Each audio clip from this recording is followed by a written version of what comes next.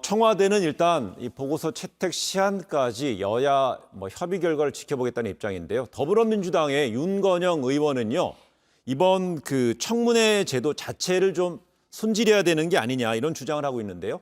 관련 발언 좀 한번 들어보시겠습니다. 근데 이번 기회에 인사청문 제도 자체에 대한 좀 손질을 봐야 되는 거 아닌가, 개선해야 되는 거 아닌가라는 말씀. 정책 검증과 도덕성 검증은 나눠서야 되고요. 분명한 건 인사청문 자료를 충분히 요구할 수 있도록, 그리고 시간도 충분히 줘야 됩니다. 하루 청문회 해가지고 결론 날 건 아닌 것 같고. 그렇죠. 근데 지금과 같이 신상털기식으로 가버리면 정말 훌륭하신 분, 좋으신 분들이 잘 안 하려고 하세요. 근데 결국은 이제 정책 검증하고 도덕성 검증을 좀 나눠서 해야 된다. 이런 얘기는 지금 많이 이어져 오고 있습니다. 이러다 보니까 드러내놓고 하다 보니까 정말 좋으신 분들 꼽기 힘들다. 이런 주장을 펴고 있습니다. 너무 똑같은 얘기가 계속 반복되기 때문에요. 예, 정권이 바뀌어도 역시 같은 네. 얘기들이 계속 나오기 때문에 결국 이제 국회가 인사청문 제도에 대해서 문제가 있다고 하는 것은 입장만 바뀌었을 뿐이지 알고는 있을 거라고 생각해요. 비단 예를 들어서 이번 같은 경우에 한 후보자의 부인 전과 얘기가 나왔거든요.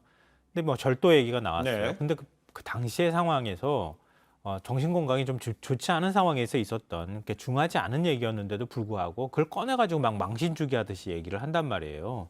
그러니까 비단 다른 것들도 굉장히 많은 사례가 네. 있는데요. 그러니까 좀 거울을 갖다 놓고 서로 얼굴을 좀 비춰봤으면 좋겠어요, 저는.